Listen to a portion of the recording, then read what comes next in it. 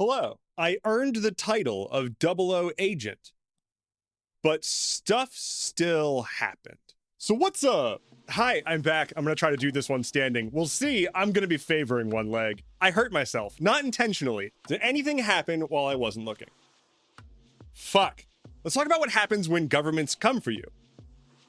Wait, let's rework that one. Man, it's been a minute. Easing back in. Western governments love to scare people with stories of faraway governments prosecuting their citizens over bullshit charges to crush opposition.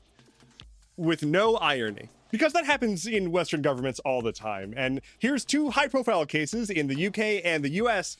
Actually, three. I forgot. Another one came up while I was writing this. Over in the UK, we've got the Filton 4. Side note, there is a silver lining of a Western government going after a group of people. You get a cool nickname.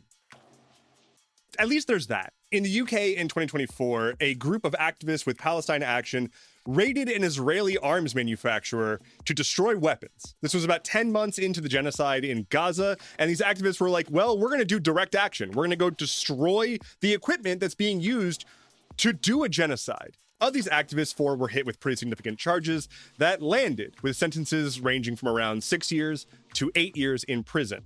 They were largely charged with criminal damage. One of them was also convicted of grievous bodily harm to an officer, but largely it was material damage to objects and weaponry. So the jury decided to convict, not knowing that the judge intended, if the jury were to convict, to elevate this to include a little sprinkling of terrorism on it. The judge could basically say, cool, we have this conviction, also this is adjacent to terrorism, and therefore you are now adjacent to terrorists. The reasoning, in addition to the UK having labeled Palestine Action as a terrorist organization, is because he said that these people were trying to terrorize Israel by destroying their weapons in the UK.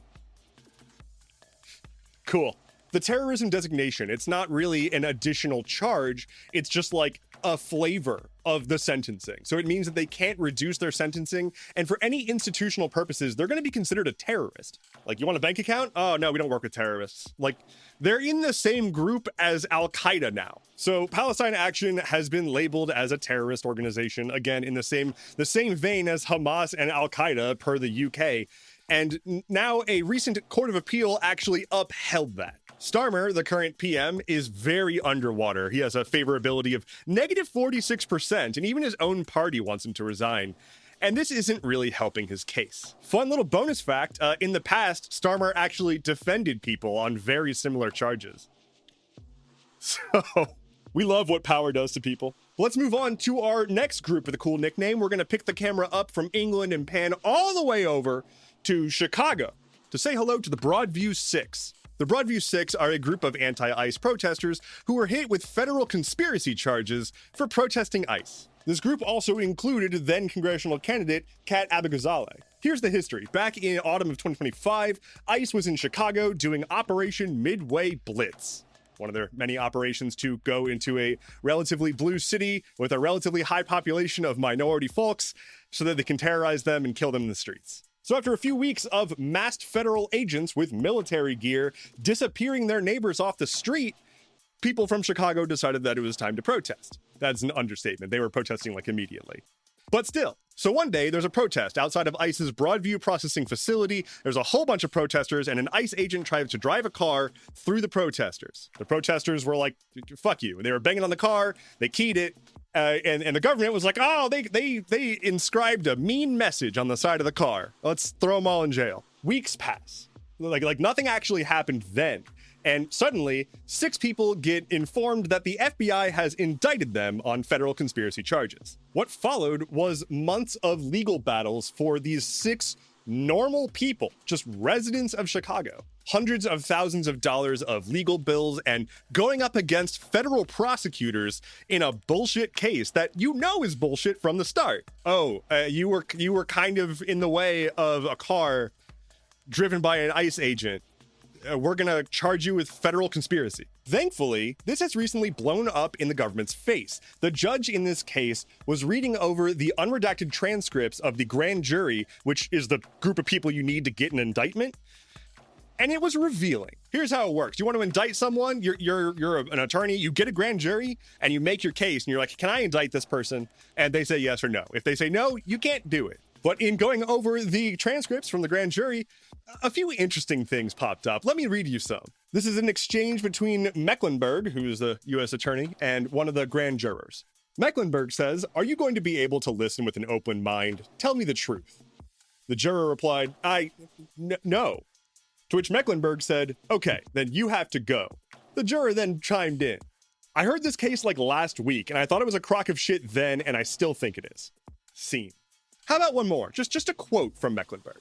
Speaking to the grand jurors, quote, "If you still feel like you are operating from feelings that prevent you from deliberating fairly with your fellow grand jurors and applying the facts, the law to the facts here, then tell your fellow grand jurors that you can't deliberate. If you can't come to the conclusion that I want you to, then sit this one out. You don't need to be a lawyer to know you can't do that. It's not allowed. It's pretty not allowed.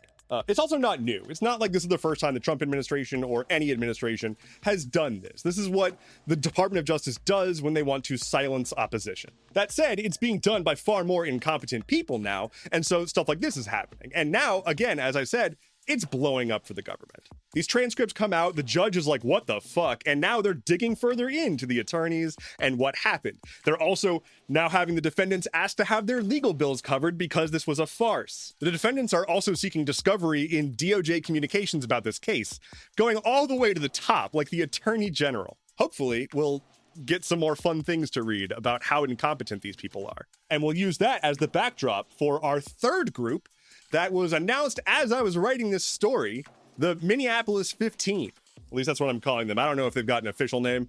I'm just kind of giving them that nickname. It's 15 people who were charged in Minneapolis, again, for protesting ICE. It's a part of Trump's attempt to go after Antifa, which is not an organization. And so they went after 15 people who were associated with a group called Direct Action Minnesota. Essentially, it's a rapid response group. Like, it's like a protest group that's like, hey, this is happening in this location. Let's go there and disrupt it. This is all very new. There's not a ton of information out about this right now.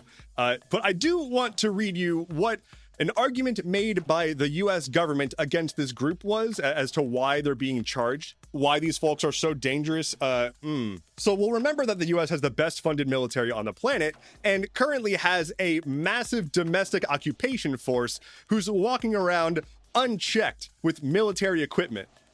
Anyway, the government's upset because this direct action group makes, quote, aggressive use of shields against law enforcement. The only person who could possibly qualify as making aggressive use of shield is Captain America. Anyway, I truly hope that none of you out there have shields, because if so, straight to the brig. Let's talk about Iran.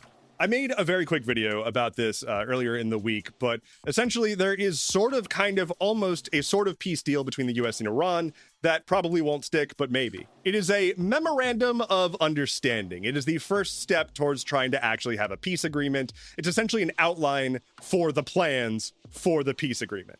We don't have a ton of concrete details about it because for whatever reason, the Trump administration is very uninterested in releasing it until after it's signed. Hello, it's mid-edit endeavorance. As I was editing this, guess what?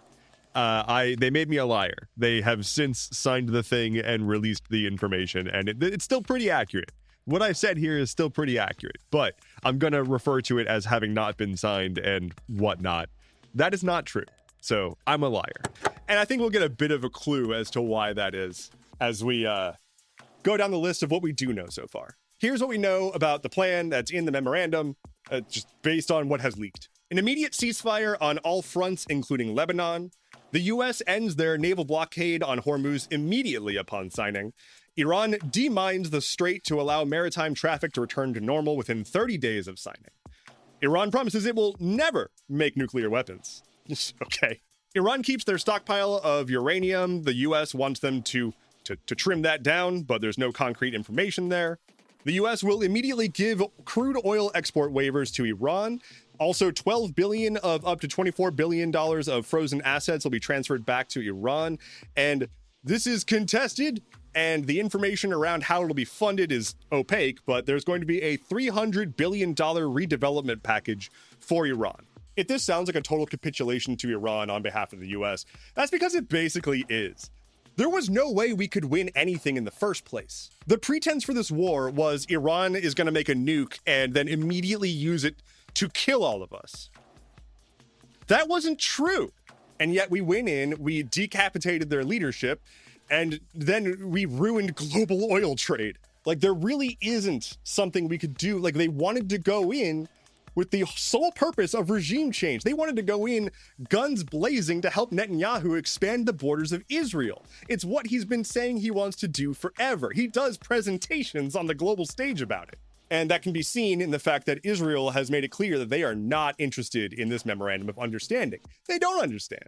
Israel is still bombing Lebanon, and Iran made it clear that as part of the memo, they got to stop that. Lebanon is considered part of the war front, and all of the fighting has to stop. To which Israel said no, they're not gonna do that. We don't know what's gonna happen. This is supposed to be signed on Friday, and then they'll release the details, but we don't know if it's even gonna be signed or what'll happen after that. I am hopeful that people will stop being killed by various munitions. That's my main hope. I remain unconvinced that this is the end. That was a lot of like geopolitics. Let's talk about Ubisoft. Up front, I'm going to say Ubisoft. I've always said Ubisoft, but I'm pretty sure it's pronounced Ubisoft. Going to say Ubisoft. How about I'm going to call them Ububis. The Ububis are in the news because they have been closing offices left and right to try to fix their financial situation, which has apparently been in the gutter, despite a recent infusion of 1.25 billion euros from Tencent. Basically, the Ububis are closing offices left and right, and some of those offices are in Canada, and those offices in Canada were established because Ubisoft was given a ton of tax breaks and incentives for it. It is at this point that I would say, hey, municipalities at large, stop doing that. Stop offering massive tax incentives to giant international conglomerates in the vain hope that they're going to build a headquarters in your place. This happens all the time. In Halifax, they shut down their office right after the employees had voted to unionize. That was back in January.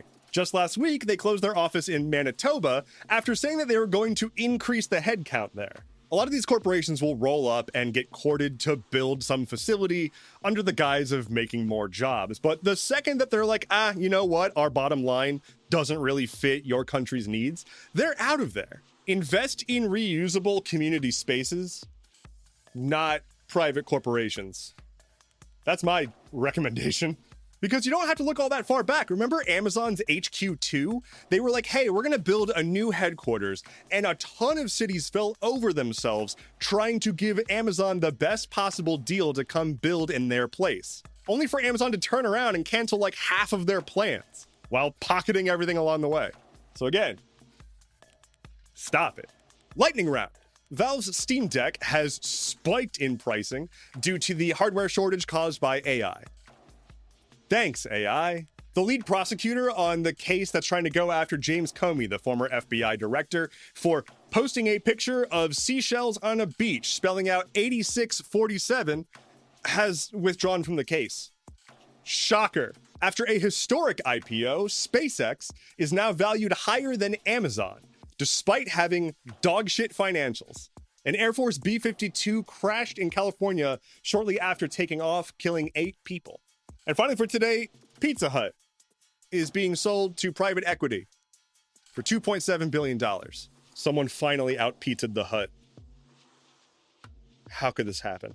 Thank you so much for listening to today's episode of Stuff Keeps Happening. Head to skh.news for sources, bonus content, and my proposal to build a new Pizza Hut better than before. My name is Endeavorance. We'll talk again soon. Take care and be well.